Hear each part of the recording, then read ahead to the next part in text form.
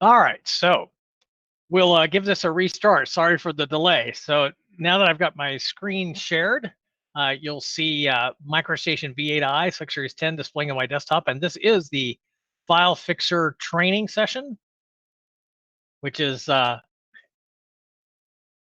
fix misbehaving design files like a boss. So when you install one or more Axiom programs, you get this Axiom menu selection here off your main MicroStation menu. And this program also runs in MicroStation Connect, by the way, and the things I'm going to show you here in V8 also apply to it in MicroStation Connect or Connect derivatives. Anything that has MicroStation Connect as a base, it'll also run in. So here's FileFixer. The first section is our MicroStation Productivity Toolkit for V8, and FileFixer is one of those programs. It's 16. It's a package of 16 programs. And here's FileFixer. So when you run it, this is the main dialog box. Now, before I get into the program proper, I'm going to explain some things about design file corruption and what it is and that sort of thing. So when all corruption is in a design file is one or more bits are flipped in one or more locations somewhere in the data of the design file as it's written to disk. Now, depending on how many bits are flipped from ones to zeros, zeros to ones, and in what locations, it could mean the difference between a very minor error, like you zoom in on an element once and it just disappears on you. That would be one sign of something that you would actually see corruption-wise. Or you try to select an element and you can't select it. No matter how many times you click the selection tool and try different things to select an element, you can't select it. So that's another sign that there's some sort of corruption going on in the design file.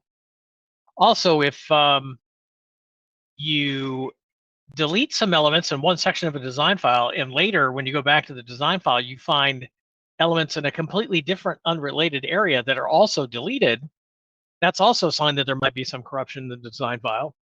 And then at the more extreme end, you'll run into something like this. You try to open a design file, go File, Open, this design file right here, and when you try to open it, MicroStation tells you that there's an error opening the file.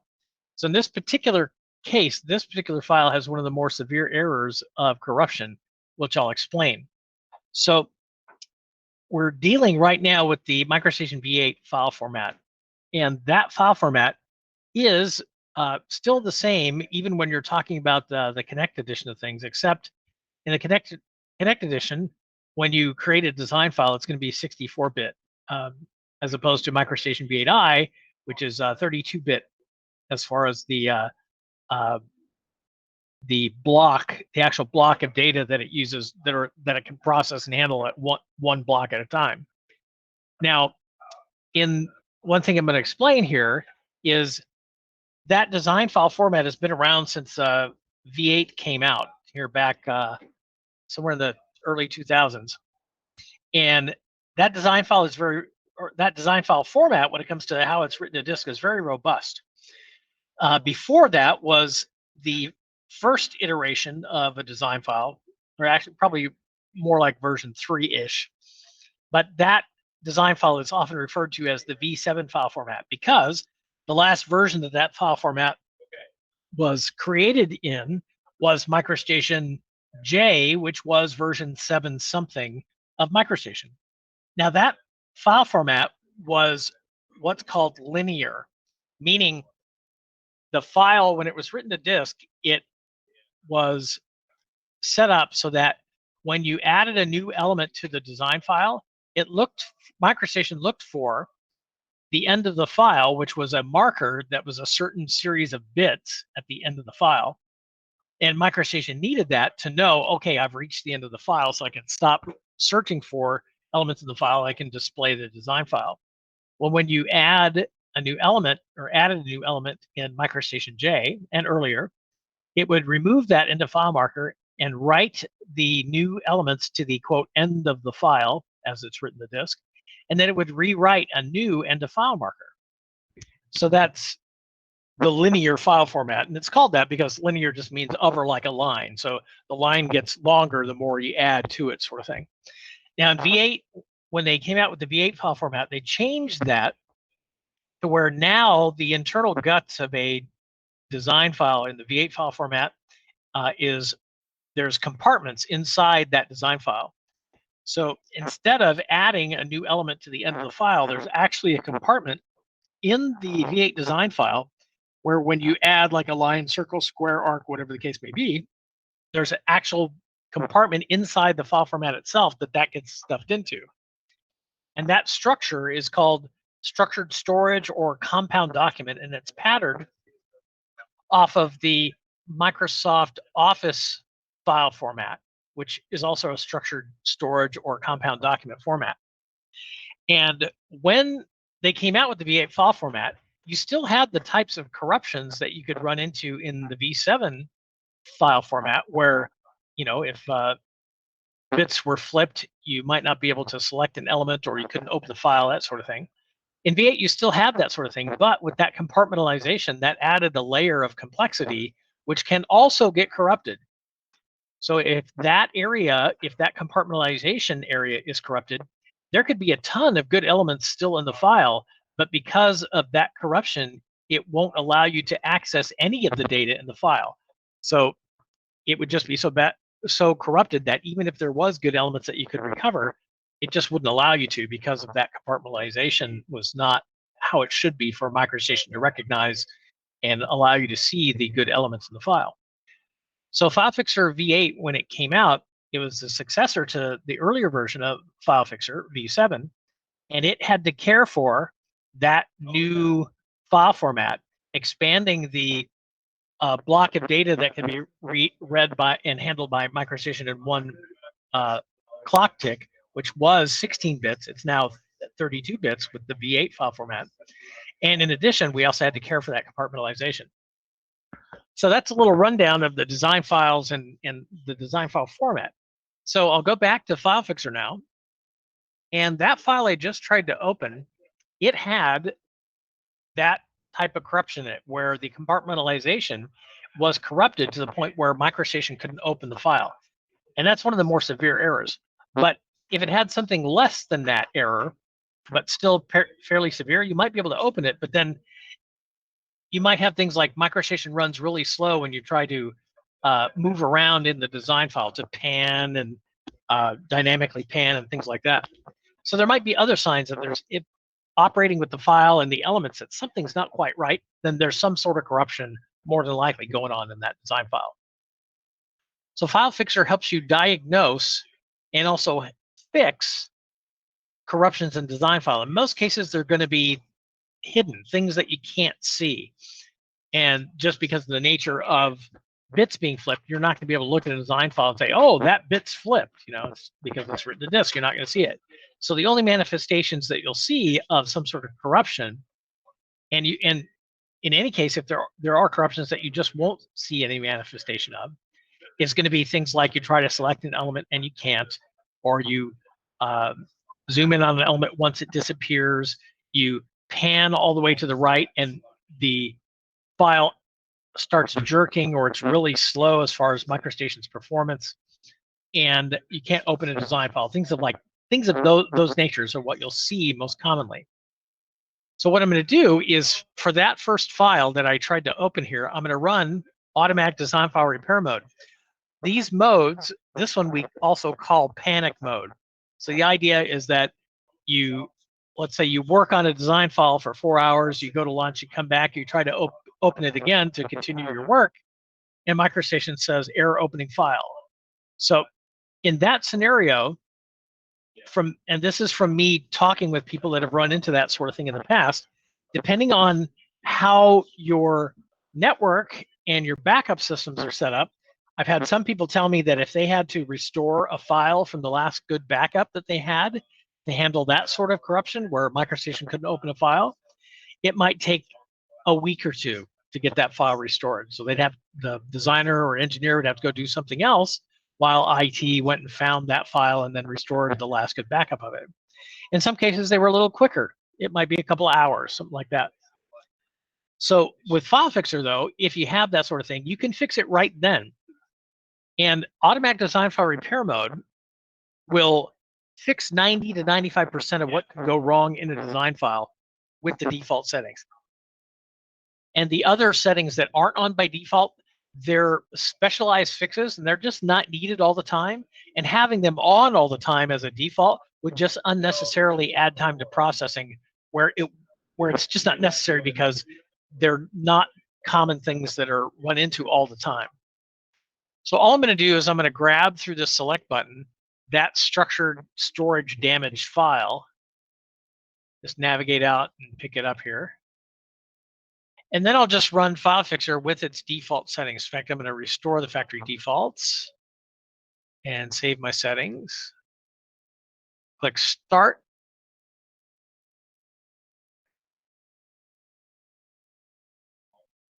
And pretty quickly, you see it came back and it said, one of one files could not be processed. Now, that seems kind of strange because it was supposed to fix it, but this happens to be a specialized fix that's needed. So what do you do in that scenario where it says the file couldn't be processed? All you got to do is look at the report here. And when you click that, the default report for FileFixer is an HTML report. And you'll see a report summary here, and it will tell you what it found. In this case, the internal storage in the file is corrupted, or an internal storage. So this is the structured storage or compound document area that I was talking about.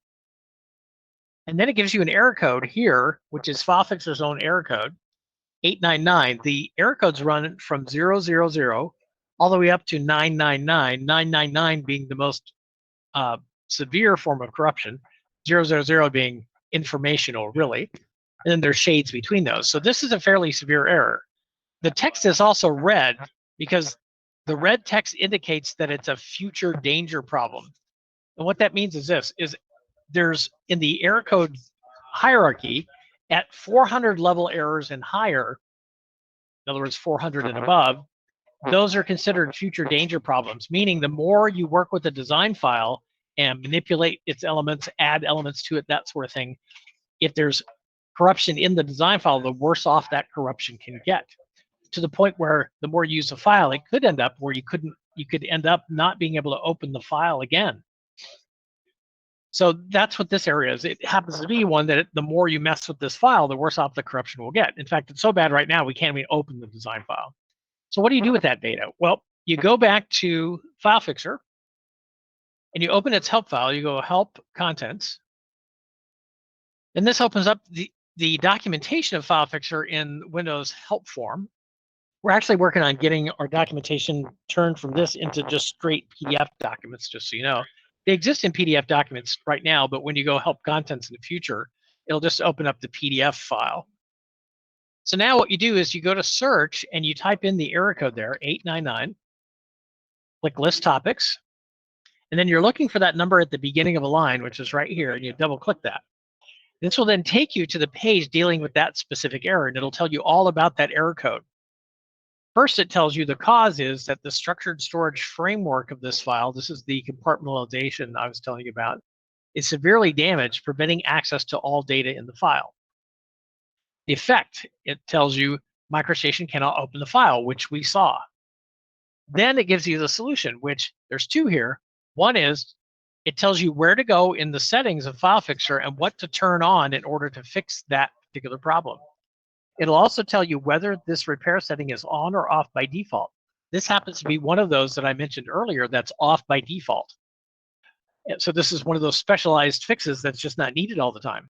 The other solution is you can send your design file to us either by attaching to an email or uploading it, and then we'll have our support guys take a look at it and fix it for you. So what I'm going to do is from memory is I'm going to follow what this said to do to fix this file. So I'll go to settings, change settings, repair, structured storage, and then here's the option it said to turn on. So repair severely damaged internal file structure. So click OK. And now with that set, I'm going to click start again, and we'll see it's going to process through the file a bit longer. And then at the end of the process, it tells me that the repaired files have a .fix extension. There's two ways you could run FileFixer in that regard, which is this. The default is it makes a copy of the design file that you're trying to repair. It gives that copy a .fix extension. and then it fixes that copy. That way you have an original copy of the design file that you were trying to fix that you can go back to if you need to. Plus, the only other way you could run the program is to say, go ahead and work on the original file.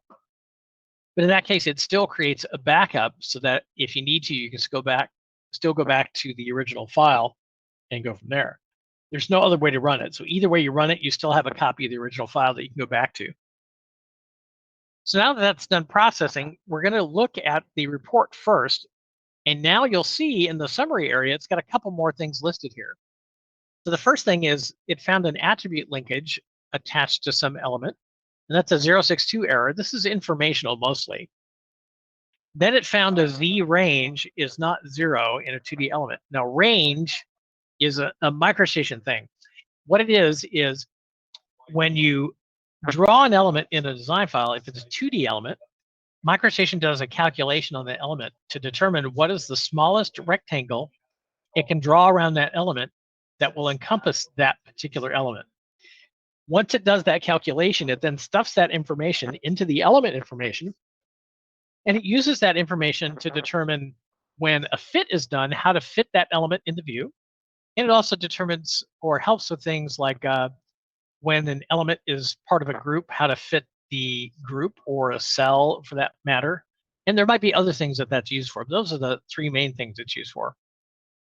So there's also for 3D elements, the same calculation is done, except it includes the Z value. So it calculates what the smallest rectangular block is that will encompass all of the 3D element. Then again, it stuffs that data from the calculation into the element information.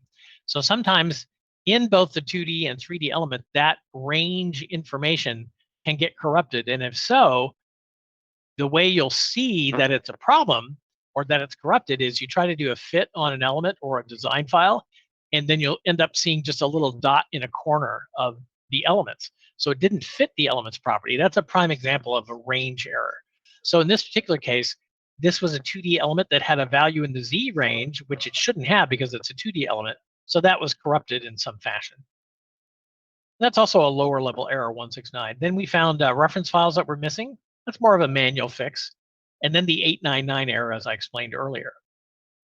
Now we look at the data, the report data for the different steps of repairing the file. And we see for repair step 0, all of this green text that you see here are things that it found in the structured storage area of the design file and that it fixed. So green text means these things were fixed as part of that step. And as we scroll down further, you see we've got the reference files missing, and then we have the informational error 062, and it tells me that this first element was indicating that it contains Triforma attribute linkage. So Triforma is an older architecture package, and so this file at one time was either created by Triforma or it was opened in and manipulated with a Triforma application package. So it's just an indicator that there's nothing you really have to do with it, that sort of thing.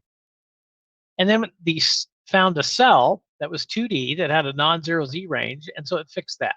That's what the green text here means. So with that done, what I'm going to do is I'm going to just close this and go back to MicroStation. And I'm going to open the fixed version of that structured storage damage file, and now I can get into it. So that took me maybe 7-8 minutes with me even explaining step by step what you do to go through and fix a file like that that's corrupted like that. But in the context of doing your work, if you work on this file for 4 hours and you come back after lunch and you can't open it, then within a couple minutes you could fix it and then get back in the file and continue on with your work, as opposed to having to wait for a good backup, the last good backup of the file, where you then lost the work that you put into the design file earlier, and you might have to go do other things depending on how long it takes you to get that last good backup of the file restored, so you can then continue your work. So it is a time saver in that regard. Now, when I go back to the FileFixer interface, that was automatic design file repair mode. And that's the basic way you use that, is you run the repairs, and then for the files, and you can run more than one file at a time. If you click select, you can select multiple files with this browse button. You can also search for files that match a criteria that you set by wildcards for the file names and before and after dates and things like that. And then you can also drag and drop files from Windows Explorer. And so after you run Automatic Design File Repair Mode, you then go look through the reports and see what was fixed in the design files and what wasn't. And then you can use the error codes to kind of dial in and fix things that weren't fixed by the default settings. You might also find when you do that, like let's say you run it on a big batch of files, and then you find things that are commonly on for your particular setup in your particular place. You might find things are commonly coming up as corruptions, and if those particular things are not the default fixes, then you could, if you wanted, create or tweak the settings file to where those things are on by default. So that if you're running into a pattern of things where one of the errors that's not fixed by a default setting, and that particular error keeps coming up over and over and over again, then you can make it part of your settings for FileFixer to be included with the default settings, so it would find and handle that particular problem if it's a common thing that you run into. Now, the other mode here is search for problems mode. And we also call this maintenance mode. And the reason why is people use this in a couple of different ways. One is they will periodically search files, either a project's worth or a disk's worth, that sort of thing. And they'll go through the select button, grab those files, and they then might have this process run starting in like a Friday night before they leave work. And then they come in the morning, and based on the reports, they'll look at the reports and see what files are the most bad off and then go fix those. Now, how often you do that depends on how, in running FileFixer, when you do a look at your files to see how badly off they are as far as corruption is concerned, and then figuring out, should I run this maybe once a week, once every couple of days, once a month, that sort of thing. Each place is going to be different, and they'll find a sweet spot that works for them. The idea being that you can run it so you can find and fix corruptions before it might impede or slow production later on, sort of thing. Now, but one thing you can do with search for problems is you can use a setting in it, which I'll show you, to concentrate only on those errors that are for the files that are the most bad off. That way, for the more minor errors, you can leave them alone and continue on with your productive work. So this will help you dial in kind of a sweet spot on what you're looking for and what to fix. So if you go to settings, change settings, search, under design file, you see at the top here, it's got severity of errors to be reported. And it says any severity. That means 000 all the way up to 999 errors will be reported on. But you can change this, and often what people will use is set this to future danger and worse. So this is, like I told you earlier, 400 level errors and higher. So these would be the types of errors where the more you manipulate or work with a particular design file, if it has a 400 level error or higher in it, then the worse off the corruption can get. So being able to find those types of things and to fix them before they become a worse problem would be ideal. So once you have that set, you can also do this. You can say build a list with this option containing the names of design files with future danger and worse errors. So what I'm going to do is you could either give it a name here, and I'll just do that here, badfiles.lst. And this is just going to end up being a text file with the .lst extension. And it's just going to have one file per line, full path, and file name. And I'll click OK. Now I'm going to go out and I'm going to select a whole set of files here. Not only my FileFixer sample files, but also another set of files or two here too, just so I have a good chunk of files to work with.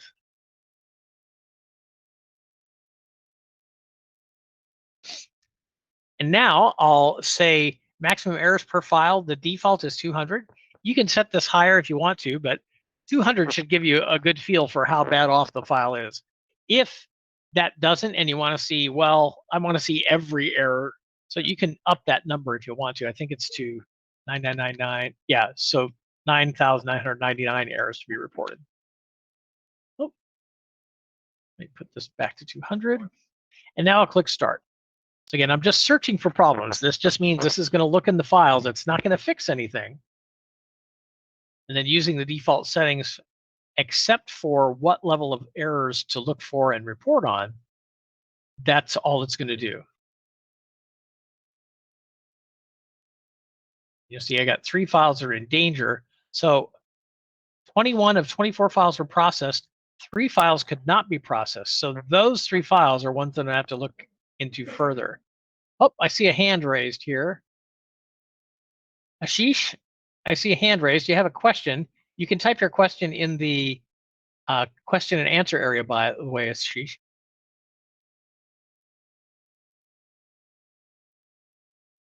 So I'll click OK, and now I'll go look at the report.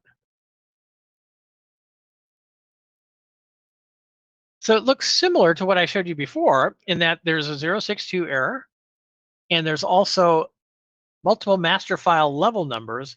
So that means that there's level numbers that are the same for a level in a master file. So that's some sort of problem with the level table in a design file. And then it says this type, which is an element type, cannot be a component of that type. So that would be like for a cell or a group, that a certain there's rules for component elements of those things where only certain element types can be components of other more complex elements. And then we have missing header data. So in that case, there's header information as the design file is written to disk, and there's information evidently missing from that particular header information in a file. So now as I scroll through this, we'll see it's got the structure damage fixed. So that was the one I fixed earlier. And it shows the 062 error. Then we have this 801. So at least one fatal structured storage error was encountered. And then it says activate the structured storage search and repair options and use FileFixer to repair this file. So that's the 801 error. The illegal nesting. So this one, what it has there's a type 34, a shared cell instance, which cannot be a component of a type 34 header. That's a 721 error. So you could look that up and see what the fix is for that. And then we have the structured storage damage file, which has the informational error about it being a triforma file at one point. And then we have multiple level number zeros found for a particular element. So what that means is the level table is corrupted, and 429, when we go look at it, will tell you what you need to do to fix it. Now, so those are the files that were processed. And if I go back to disk here, and I look for my, where did it write it here? See where it put my bad files.list here. Maybe I need to refresh this, or maybe not. Let's see. All right, where did it put that file? But it stuffed it down in the user area. Sometimes Windows will do that here. Let's go down that area.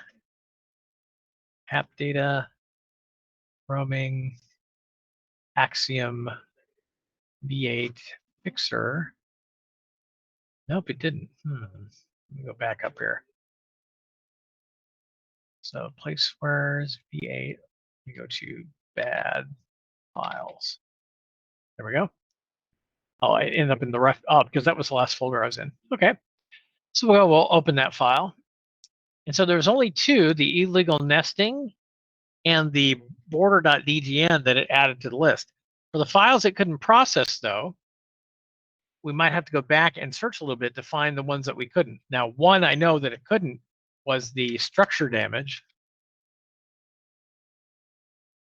And then I might have to go through the report and then find the others that it couldn't process at all, sort of thing. And then what you would do with that file list, I'll just remove this one here and close this here, is you go back to, let's say you go back in Monday morning, and you would say, now I want to do automatic design file repair mode. I'm going to clear which files to process, click select, and I would remove any files that are in the list, and then go File, Import File List. I'd grab the bad files.lst file. It'll then populate this dialog box with the files from that list. And then I could go back and add the others that could not be processed. And then, based on the data of looking in the contents for the 429 and the 721 errors, tweak the settings so it'll fix those files, and then run start, and then fix the corruptions in those files with the automatic design file repair mode. So that's the basic operation when it comes to using automatic design file repair mode for, oh gosh, my file is corrupted and I need to fix it right now. And then the basics for using search for problems mode and how to set that up so you can scan a whole set of files, and then using the data from the report file to go out and isolate the files that are the most bad off and go fix those directly. Now, in addition to files that are live and on a disk related to a project that you're working on and making sure that they're clean periodically as you're working on the project, the search for problems mode is also used in a couple of other instances as well. So one is, after you finish a project, before files are archived, is people will often run FileFixer and search for problems mode to look for files that are, badly corrupted or corrupted in some fashion, and then clean them up with automatic design file repair mode before that project is archived. And they'll also do the same thing coming the opposite way. Like, let's say you did a roadway project for a client some years ago, and you won another project to update or an upgrade to that project area that you worked on. So when you grab those files from archive that you had, is to scan those files and make sure they're clean before you put them out into a production environment. In addition, if you get files from like a subcontractor or even the client that you're working with as part of a project that you're working on, you can also scan those and make sure that they're clean before you start working on them in the production environment as well. And that way it'll just, doing the operations along the lines that I described, it'll just help make sure that corruptions in design files that are unseen and are not going to be obvious, and even ones that are, but you just happen to be not, selecting the right element that has the corruption, that sort of thing, then it'd help you find corruptions and fix them before they do slow or impede production related to some corruption going on in the design files. Now, when I go back into the settings here, I'll go back to General, and you can, by default, FileFixer will use or put temporary files in a directory specified that's temp or TMP environment variables for Windows. But if you have a specific folder, like somewhere out on the network or your local system, that you want those temporary files to go to specifically, then you can name that here. Go out and select it. You can also tell it to skip checking the file if the first element is not a valid element. Now, you would only do that because that would mean that that file is pretty much bad off, because if the first element is not a valid element, one of two things is going on. Either A, it's so badly corrupted, then MicroStation won't be able to open it at all, and then it'll just skip checking the file, and then you can just go right to fixing. Or the file itself is not a design file. So that's the other instance where that would occur, or where that would come into play. And then initializing which fields is on startup. So it'll go to the active design file to show in that field first, or the file that you were working on when you last exited FileFixer. And now when you see, when repairing a design file or cell library, you can also fix cell libraries with it, because in the V8 file format, the cell library is the same format as a MicroStation V8 design file, by the way. Each model is just, each cell is placed in a model. Well, the default is to work on a copy, like I explained before, of the original file, leaving the original untouched, or you can say work on the original file. When you do that, notice that the backup it'll make will have a .bkp extension. One thing you can do also with this is you can add a question mark here. And what'll happen is each time you then process a particular file, the first backup will end up being BKP1, and the next would be BKP2, next BKP3 of that same file. So it's just something that you can use if you're trying to, sometimes you'll run a fix and then you'll tweak something and you want to see if there's anything else on it needs to be fixed, and you find something else when you run a search for problems mode on the file after it's fixed. Yep, and it's kind of like at times peeling an onion. Then this will help you go through that particular process as well. Then you can also separately tell it what directory to make the backup files in. If you don't tell it, it will automatically make the backups in the same folder that the original file is in. And similar thing for the .fix files, it'll put them in the same folder. So that's the basics of using FileFixer. Now, if I go to help about, if you're running FileFixer or you're running into corruption and you're having some trouble running FileFixer to fix the things you're running into, then you can contact Axiom support. And our kind of purpose here related to corrupt design files is we view ourselves as responsible for corruption in design files and being responsible to help make sure that design files in the world are not corrupted. So that's the purpose of FileFixer and what we do with it. So if you have problems and you need some help, then you go to Help About, and this opens up a web page, and this gives you information that will be helpful to technical support when you contact us, because it'll have data that they're going to ask you for, which will help them help you quicker. So here in the left column, you'll see it's got the exact version of the program you're running. It'll also give you what type of license it is that you're running.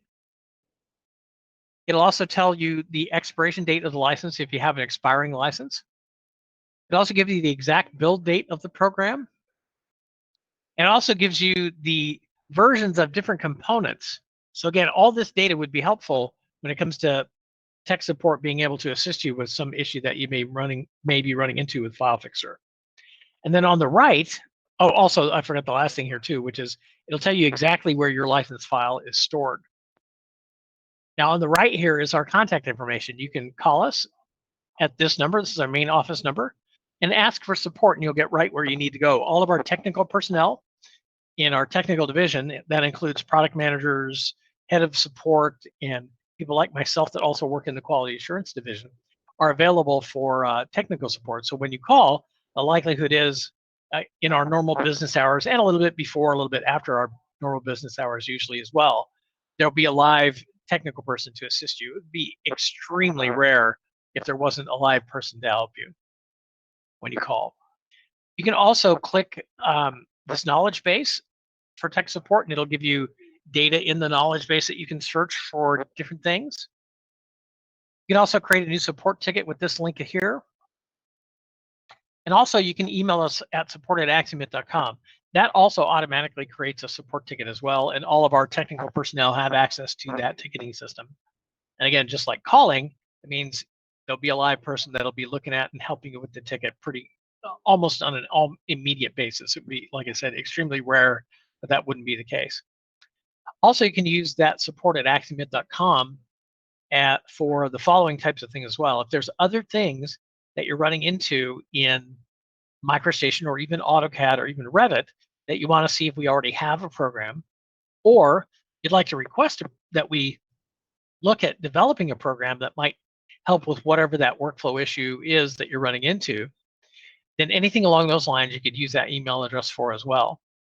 And all of our development work when it comes to updating existing products, but also when it comes to developing new products, is based on what people tell us they need and want help with. Or in the case of updating products, what they go, hey, I like how this works, but if you made FileFixer do this a little differently, or if you added this functionality to another program, it would work better. Anything along those lines, you could use that email address for as well. So that's what I have to show you guys and train you guys here on FileFixer. So I'm going to open this up with a bit of time that we have left here. And you'll find in the upper left a question and answer area. And I want to see if anybody has any questions. You can just type them in there, and then I'll answer any questions that come up. Currently, there are none, but any questions that you have, I'd like to answer them live here if you do have any.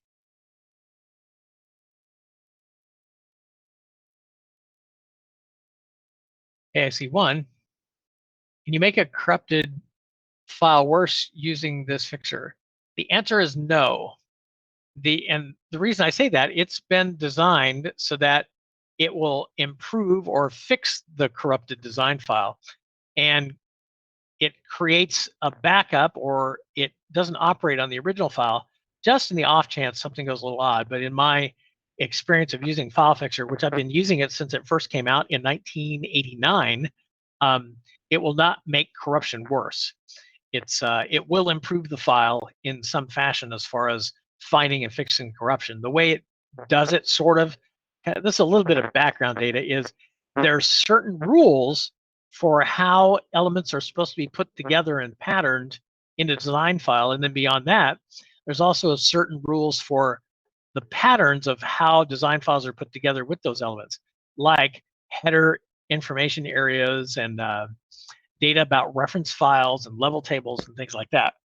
So FileFixer has within its guts all of those rules. And so it kind of like in peeling an onion, it starts on kind of like the outer layer, and it knows what rules go with the outer layer. And it just starts going through the rules and seeing, do these things conform with these rules? And then it will step through little by little, all through those other layers of the onion sort of thing, checking things related to the rules on what makes a valid element, what makes a valid header, things like that, and then fixing accordingly when you run automatic design file or repair mode. Yes, this training was recorded, just so you know, Arthur. And the first question was for Jeff. I answered that. So yeah, the training has been recorded, and once the session is over, anybody who signed up for this particular training will be sent a link to the video. And then I have an answer or a question from Andy. It says, can you use this FileFixer from Files and ProjectWise? The answer is yes. In fact, that was a good question. So I'll explain that here. Now, first, all you have to do is you have to be logged into your ProjectWise data source. Once you are, in order to work on files that are stored in ProjectWise, you would click your select button, and then you'll see a dialog box here.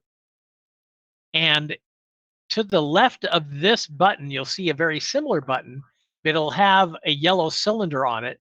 And when you put your cursor over it, it'll say Browse ProjectWise Data Source. And when you click that, it'll then open ProjectWise, allow you to pick files from ProjectWise that you can then process and fix, or even just report on using Search for Problems mode, FileFixer on. So that answered Andy's question. Then we have a question from Jesse. Sorry if I missed this. What if the error calls for a fix, but the fix is already on by default? A very good question. That would be extremely rare. I've only seen that happen once, and that was like maybe 10 years ago. But if you run into that, then in that particular instance, tech support would want to know about that, because that shouldn't be happening. So in that case, you would go to Help Contents, contact Axiom support, and get us a copy of the file, and also the version data about, what version of FileFixer you're using, from the Help Contents area that I showed you, and send that along, and our tech support guys will take a look at that and see what's going on. And if necessary, the way tech support works with corrupt design files like that, if there's anything like that, if there's something that they can't, with the knowledge and skill that they have in using all the different settings of FileFixer, fix it, then they'll kick it to the programmer, and he's got other diagnostic tools that he can use to pull the file apart and see what's going on with it. And if there's something with the program, like in the thing that you mentioned, Jesse, that's not quite right, where the fix says, hey, there's this setting is on by default, so it should fix that problem, then if they find something like that, they'll tweak the program so that it does operate as it's stated, sort of thing. So any other questions? All the questions that were asked were good ones, by the way. And Jeff and Arthur and Andy and Jesse, I answered all your questions. If you guys have any others, feel free to ask. And if any other attendees here have any other questions, I'd be happy to answer them as well. It doesn't even have to be on FileFixer. It could be on other things we have too, but since we're on FileFixer today, I'll answer those. All right then. We have another question here from Alex. So can FileFixer repair issues with OpenRoads civil data? The answer to that is not currently. We have been asked about that. FileFixer currently just leaves that information alone because it's not standard MicroStation file elements. It's actually additional OpenRoads element data. So we have had a request or two to see about us being able to look at and repair, corruptions related to that data, but there's not currently anything in FileFixer to do so. If Alex, you'd like to request that we look at doing that, then please email us, and I'll show this again here at support@axiom.com and say, I'd like to see FileFixer be enhanced to fix that sort of thing. And then what'll happen is Axiom support will probably ask for a file that has some sort of issue like that, and might have to ask you for some other data, and then write that up as an issue. Which the way our issues database works is our product managers, when they're getting ready to work on or like the next project to update a program, is they'll look through the database for our issues like that are recorded, and they'll find things that they'll go, hey, let's look into this for repairing this related to the next version, sort of thing. So the more requests we get for such things like that you guys have recorded with us by asking us either by phone or by email, the higher the likelihood is that we'll do something like that, just so you know. So that's why I've promoted that you email us, because that's how we record and then determine whether we're going to do something like that. So the more instances we have where people have requested such a thing, it just puts it higher on the list for the project manager to look at and say, yeah, we should probably look into this and do it. All right, so you're welcome, Andy, by the way. So with that, I'm going to let you guys go now. Thank you very much again for attending. I hope this was beneficial to you. And like I said, when the recording will be done here, and it'll take a little bit of processing of the names and stuff like that, but our marketing personnel will have all that data. And as soon as the video is ready, they'll send you out a link where you can access the video. And you can contact us, like I said, using the contact information that you see here on the Help About page at any time. We'd be happy to assist you if you needed it. So thanks again. I'll let you go for now. Oh, you know what? Didn't know if I didn't have a poll, so there you go. Oh, and you're welcome, Arthur. So that I'll stop recording. I'll talk to you guys later.